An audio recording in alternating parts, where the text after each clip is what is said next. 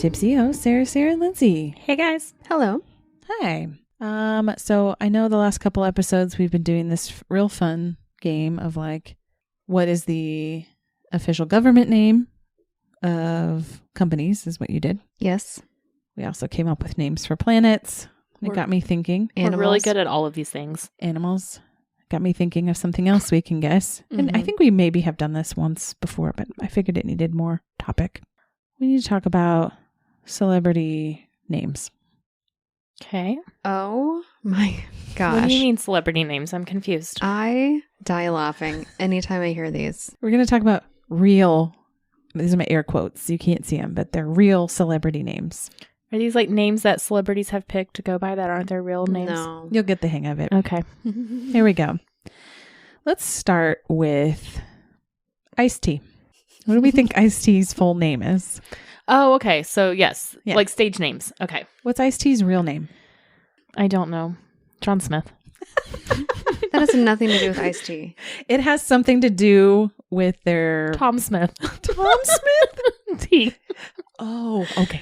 I'm trying to guess Ice-T's real name, right? No, what am I trying to guess? Give her the example. Okay, for example, what is Ice-T's real name? Lipton. Oh. Okay. I was very confused by this. Okay. I know, that's why I was like... Okay. So this is like not actual people. They're real people. They're real people, fake names. But you gotta, like, they already have a fake name, and you have to guess what the longer version of the fake name is. Okay. Okay, did that help? Maybe. Give me another one. You'll get it. Okay, Ice Cube. Any guesses? Okay, Ice Cube. Trey. Trey. Oh, Trey. Like an ice cube tray? Yeah. Oh, I was thinking 3 again. Yeah. No. Both. I'm still not sure I understand the game, so Okay. no. Ice to the power of 3. Very close. Icelandic cubicle. Ice cube. Okay. Ice cube is short for Icelandic cubicle. Gotcha. Mhm. Okay. Elon Musk. What would Elon Musk be short for? Elongated Fragrance. muskrat. I was thinking fragrance. You something nailed it. fragrance. It is elongated muskrat. Stop. All right, T-Pain. Tibia. Okay. Painful. Ooh, very good. Tylenol for pain. Very close. Tylenol pain relief. I don't think I should play. You got Tylenol. I said tibia. I don't think I understand any of these, but You're okay. doing good. The Rock. Thedonius Rockibus. Okay. Any guesses, Linz? No. It's short for Theodore Rocking Chair, Oh my god. obviously. Theodore rocking chair. Okay. How about Bow Wow? Oh, I don't know this one. Bow. Bow chicka wow. Oh yeah. Yes. Bow Now chicka you're wow. getting it. Wow. It's not right, but you're getting it. No, that's right. I like that better. I do too, actually. It's short for Boward Woward. What is Boward Woward? What is any of it? Boward Woward. I don't know. I'm just not understanding the funny. Too literal. These are my favorite. I thought they were hilarious. What about Cher? What do we think Cher's real name is, or Cher's short for? Sharing is caring. It is Sharing is Caring. Yeah. I didn't remember that. This is so good. Oh. Do you know Benedict Cumberbatch? Oh. Benedictine Cumberbatch Some. of fun. I like that. A for creativity. Thank you. I don't know how you're going to top that one. I'm not. Okay. Try Benadryl Cucumber Patch. Okay. So close. 50 cent? $50. Nice. Oh, okay. There she is. That's the most literal thing I can think of. Yes. I can't top that. 50th century. 50th century.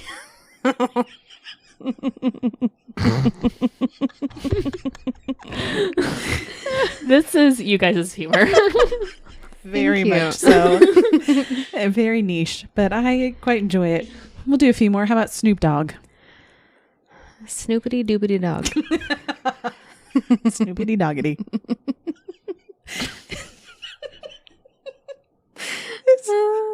It's actually Snooper Doggett, but I like Snoopity doggity. Did you just say doogity instead of doggity? J. Cole would be Julius Coleslaw. Just you guys. Jay-Z is J. New Zealand. And my favorite, what about Cardi B? If you know it, you can spoil it. That's fine. Cardigan be warm. That's good. God, you are getting to our level. There she is. Take another drink. Cardi B's full name is Cardigan Backyardigan. I was close with Cardigan. I love the Backyardigans. You too. You got Cardigan. I'm so That's all I could think of with Cardi. Cardigan Backyardigan. Oh, my head hurts now. Celebrities' real names. Lindsay, What are you thinking of, Lindsay? She's like, how am I friends with these people? tell us a knock-knock joke. I can't put me on the spot like that. Okay, do you have a regular joke? No. I have one. I feel like I've told you guys all my jokes. What is a pirate's favorite letter? Arg. You think it's the R, but it's really the C. Oh. The accent was perfect. You had to really get into it. It's perfect. I tried. So I am talking to you guys about true crime this week. True crime. Sorry, I felt like I had to burp, so You literally stared right at her while she did it. I'm You sorry. could have jumped you didn't in, jump too. in either. It's my story. You guys should be singing for me. We should all sing together. Okay, ready? And a 1, and a 2, and True crime. Do you like how I went low? He's a bass. I added a little vibrato at the end there. Oh, I didn't hear it. Can a you try it again? vibrato. No, I'm not doing it again. A solo. You're going to have to just rewind if you want to listen. It's true. I'm going to talk to you guys about true crime. Can't wait to hear about it. Fun fact, this story is so long that I've decided to split it up into 2 different episodes. So you'll be getting a part 2 next time I speak. Okay. Tonight, I'll just be focusing on the actual story of D.B. Cooper. Oh, I feel like we just mentioned him. We did just mention D.B. Cooper. The Coops. Coops. The Deebs. Yeah. The Deebs, the Coops. Deebs, Beebs, Coops. You know, it's one of those stories that Dees Bees. Dees Bees? That's what DB stands for. It's one of these stories that we all kind of have heard of, and maybe we've seen some things, documentaries, but I'll tell you about it anyways. So, November 24th. What is happening with your hands? I'm just waiting. You look like you're praying. I'm waiting for my cup to be please. filled. Tell me your story now. I'm I'm ready tired to of waiting. receive the D's of the B's. I'm ready to receive Dees Bees. The blood and the body. Dees Bees? The body of Dees Bees. Or Christ, whichever. What did you do to him? Christ, nothing. Dees Bees. TBD. TBD's Bees. TBD Dees Bees. Dees Bees is T B's D's. Brain explosion. You need to stop. Please tell us about D.B. Cooper. Okay, I will. Okay, so this is the day before Thanksgiving, November 24th, 1971. A man approaches the Northwest Airlines counter to purchase a one-way ticket to Seattle for $20. He appeared to be in his 40s. He was white and had dark hair, brown eyes, was wearing a dark suit, white shirt, a clip-on tie, sunglasses, and he also had a briefcase and a raincoat, aka trench coat. So the agent gave him a form to sign, and he signed his name as Dan Cooper. DB. He literally just signed it as Dan Cooper, so there's no B at this time. Okay, so then he began walking towards the boarding gate. When he boarded the plane, he walked to the very back row and sat next to the window away from other passengers. There were a total of 37 passengers on this flight. It's such a small flight. I know. After the plane takes off, Cooper handed a note to the flight attendant named Florence Schaffner. All right, Florence. Flo. She was sitting in the seat behind him. She really didn't think much of this note that Coop handed her because She's like, it's probably another businessman trying to hit on me and give me his number. Oh my gosh, that's so annoying. So she was like, thanks, and put it in her purse and didn't even open it or look at it.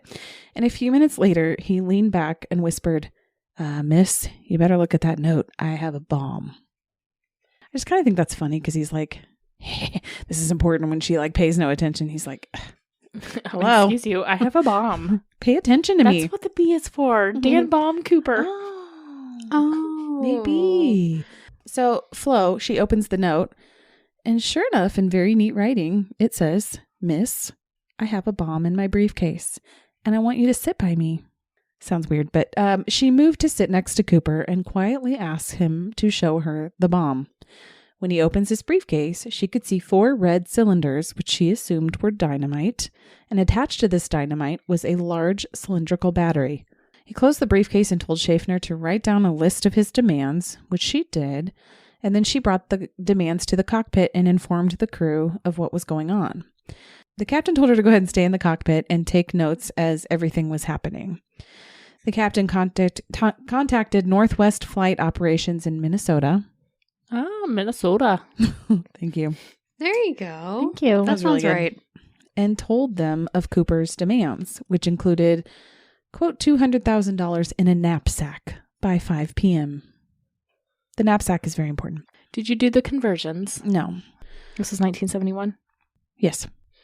It's almost $1.5 million. It's a lot of money. That is a lot of money. I was just curious because you said $20 for a flight. So I was Yeah. like, $200,000. Got to stuff it all in a knapsack. He wants it by 5 p.m. He also wants 2 front parachutes and 2 back parachutes. He wants the money in negotiable American currency. Everyone assumed that because he requested 2 sets of parachutes that he would be taking a hostage with him. So now that Schaffner was in the cockpit, another flight attendant named Tina Mucklow was acting as the liaison between Cooper and the rest of the flight crew.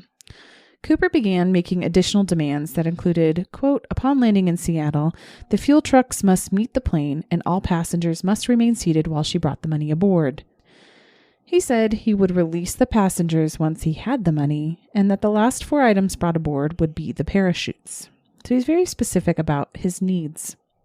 The captain informed air traffic control of the situation, and they contacted local police as well as the FBI. During all of this time, the passengers were told that there would be a slight delay in Seattle because of a minor mechanical difficulty. So they just kind of kept everybody in the dark about what was going on. They didn't want to create panic. I can understand that. Yeah. Although now it makes me wonder, because they said that they had to burn off gas. It would be an easier landing. Makes me wonder all those times where they're like, oh, we've had a minor technical issue. We need to delay. It's like, Your plane's getting hijacked for money. Obviously. D.B. Cooper. The flight circled Seattle for almost 2 hours while authorities gathered enough money for the ransom. They also gathered the parachutes and got all of emergency personnel organized. Mucklow, the flight attendant, remained by his side throughout this time and later reported that he seemed familiar with the terrain based on some of the comments he was making, like, that looks like Tacoma down there. He seemed to know based on just the trees, basically. The geography. Mm-hmm. Who was providing the $200,000? Was it like the airlines or? No, authorities were working on this, and I will tell you guys that this has been an open case. It was an open case for almost 40 years. Mm-hmm. And so there's a lot of detail in this story, and everybody seems to have their own theories. We'll get into all this a little bit later in probably part 2. But what I tell you guys is probably going to be the tip of the iceberg. If you want to find information, they actually have it on the FBI website, and it's all available to the public too. But when they gathered the ransom money, they went to different banks, basically, the FBI did, and then serial numbers on the money said they could track it. Gotcha. Later on. Okay. Mucklow, the flight attendant, she also stated that he was actually very nice and didn't come across as rude or cruel at all.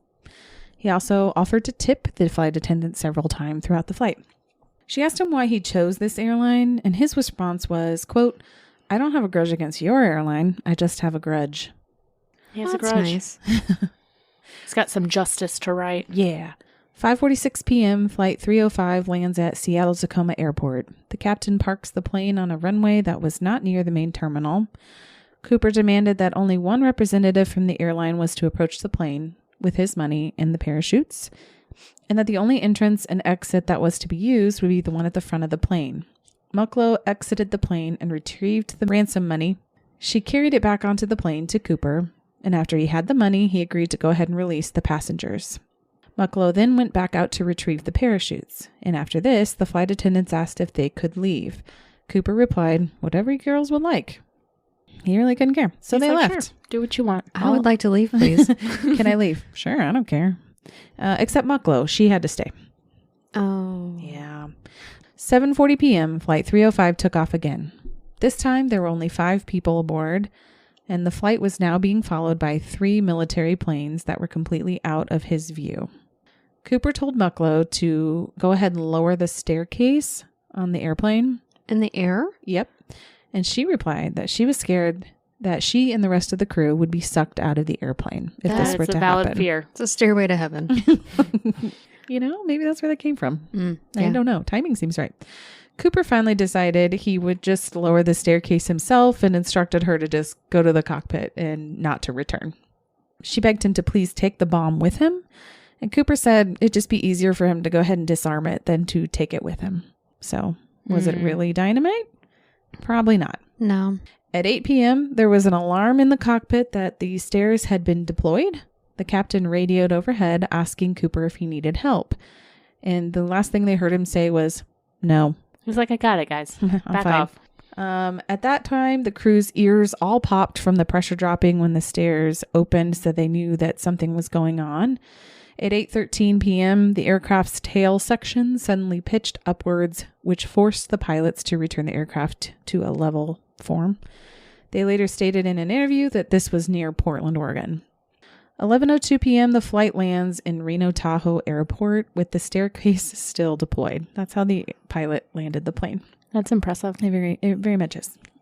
There, several people were waiting for the flight to land, including FBI agents, sheriff agents, and local police. Initially, they were concerned that Cooper was still on board and had the bomb, but after the captain was the bravest one of them all, he searched the cabin and declared that it was safe. So, as far as the investigation goes, the FBI agents found 66 unknown fingerprints. His black clip-on tie from JCPenney's. Yes. Can't forget the tie. Yes. He didn't want it flapping in the wind. That's right.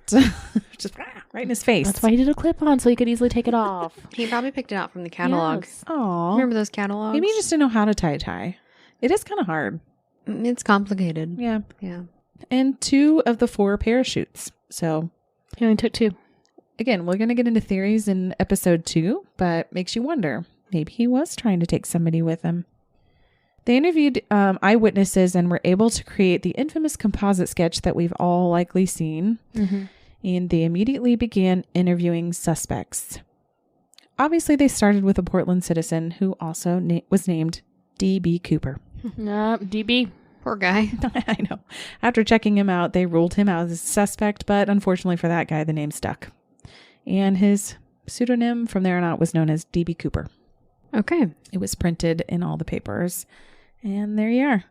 So, December 6th, 1971, J. Edgar Hoover approved the use of an Air Force SR-71 Blackbird to retrace and photograph the flight path to try to relocate Cooper's items that were carried during his jump, but this was not successful. A month after the hijacking, the FBI sent out serial numbers on all the money that was given to him to several different institutes that they thought lots of money would be coming through, like casinos and banks. They offered a reward to anyone who turned it in, and 2 men attempted to counterfeit $20 bills with the numbers on it, but they were caught. Other than that, nothing came of it. The FBI also attempted to recreate the flight and the jump. This placed Cooper's landing zone near Mount St. Helens in Washington. They searched the areas by foot and by helicopter, and also went door to door at local farmhouses, but didn't find anything. So, spring 1972, they started getting more serious about their search efforts. 200 soldiers conducted an 18-day search in March and another 18-day search in April over the same area in Washington. They also used a submarine to search a nearby lake, hoping maybe they had just missed something that sunk to the bottom, or maybe a body. During this time, 2 local women had come across a human skeleton, but this was later confirmed to be the remains of Barbara Ann Derry, not D.B. Cooper. Ultimately, this search effort led to nothing. In 1980, a young boy was vacationing with his family near Vancouver, Washington, when he uncovered 3 packets of ransom money, totaling about $5,800. The bills had disintegrated from exposure to the elements, but were still bundled in their rubber bands. This sparked new investigations in the area, but again, they couldn't find anything. Just very frustrating. Several years later, in July of 2016, the FBI announces that their active investigation of D.B Cooper was suspended. They were like, we just can't do this. We give up. Yeah, we've got kind of important things to do right now, and we got to move on. All evidence is now preserved at the FBI headquarters and is also visible to the public, as I mentioned, on the FBI website. It remains the only unsolved case of air piracy in commercial aviation history. So, I'm going to talk to you guys about just a few of the suspects that they went with. And I think I'll get into more of the theories and more suspects in part 2 because it just had to be broken down. The theories themselves are wild. And if you know anything about this case, you know what I'm talking about. But pretty much from the get-go, the FBI was kind of skeptical that he even survived this jump. They claimed that he didn't have much knowledge at all about skydiving, that he was unfamiliar with the parachutes based on the ones that he asked for specifically. They also said he didn't have the right equipment. He jumped into a wooded area during bad weather, and also the fact that none of the ransom money was ever used. So between 1971 and 2016, the FBI processed more than 1,000 suspects. And the first one I'm going to tell you about is somebody called Ted Braden. He was a Special Forces commando during the Vietnam War, a master skydiver, and also a convicted felon. In December of 1966, while in Vietnam, he deserted his unit and went to the Congo to serve as a mercenary. He was there only a short time before being arrested and taken back to the United States. He was given an honorable discharge and unable to re-enlist in the military. During the time of the Cooper hijacking, Ted was working as a truck driver, and the headquarters happened to be in Washington State. Ted also had been investigated in the 70s by the FBI for stealing $250,000, interesting number, during a trucking scam, but he was never actually charged. And he was not very well liked and was described by a family member as being, quote, the perfect combination of high intelligence and criminality. Dangerous combination. Yup. The next guy is Kenneth Peter Christensen. In 2003, a Minnesota resident. Man, we are just hitting Minnesota hard. Minnesota. Lyle Christensen was watching a documentary on the Cooper hijacking when he realized, I think this guy might be my brother Kenneth. Oh, no. Lyle. Kenneth? Lyle's turning in his brother. He was convinced it was his dead brother now. Oh, his dead brother. Yeah. Gosh. Kenneth couldn't even defend himself. Poor Kenny. So it gets even worse with Kenny. Lyle contacted the FBI and also a movie director in hopes that a movie might be made. Lyle, I see his motive here. Lyle the liar. Ooh, that's a mouthful. Thank you. Nobody would. Lyle the liar. Well, shocker. Nobody would listen to him. So he would just hire a private investigator on his own. But it turns out Kenneth joined the Army in 1944 and was a trained paratrooper, so he kind of fit the bill. And after leaving the Army, he became a flight attendant and a purser, which is somebody who handles the money on the flight. And one of the flight attendants who was with Cooper stated that the pictures of Kenneth fit her memory of what Cooper actually looked like, but she couldn't conclusively identify him. What did Kenneth die of? Don't ask questions, Lindsay. He jumped out of an airplane with money. Nobody knows. Okay, sorry. And the last person on this episode I want to tell you about is John List. John List? Oh my that God. sounds familiar. That sounds like the episode we just did. Bob, did. is that you, Bob? John, a.k.a. Bob. Bob Clark. He unfortunately murdered his entire family 15 days before the hijacking. I don't think I realized even when we were talking about it that it was so close, though, in time. It's 15 days. Boy, Bob really escalated. He also took $200,000 from his mother's bank account, which is the magic number, and disappeared. And after he was captured in 1989, like we talked about, he actually denied any involvement. So really no other evidence supports this. It was That sounds suspicious. suspicious. Of course he would deny it. Yeah. You know what, though? But the D.B Cooper sketch looks pretty similar. Probably with the glasses. When I start showing you the pictures of these suspects, it is shocking how all of them look so much like the sketch of this person. Well, I think the sketch of D.B. Cooper that we all know is like the most generic white It's man. very generic. Yeah. But half the still, U.S. male population you're could like, oh, identify. that could be it. And then you read the next story and you're like, well, maybe this guy could be it. And what's even worse is that a lot of the people's families are really convinced that their family member is D.B. Cooper. And What they're is like with throwing these him under the bus. families? I don't know, man. Dees Bees Dees is Bees. still unsolved. So we're going to talk more about the different theories because, as I mentioned, those are wild in and of themselves. So I had to break it up for you. I can't wait to hear about the theories. It's my favorite part of the story. Yeah. Do we think he jumped out of the plane with his trench coat on? He wasn't in the plane. Yeah, So yeah. Because you can that can be like a parachute. He was falling with style. what about his glasses? It was dark out. I think he Um, probably with threw almost the glasses out. 200-mile-an-hour winds. He put on like the elastic band to hold him to his Okay. face. Like goggles? Yes. Okay. I think he probably threw them off because they Do would you have think he fallen has off. any skin left on his face from the How jump? would he see?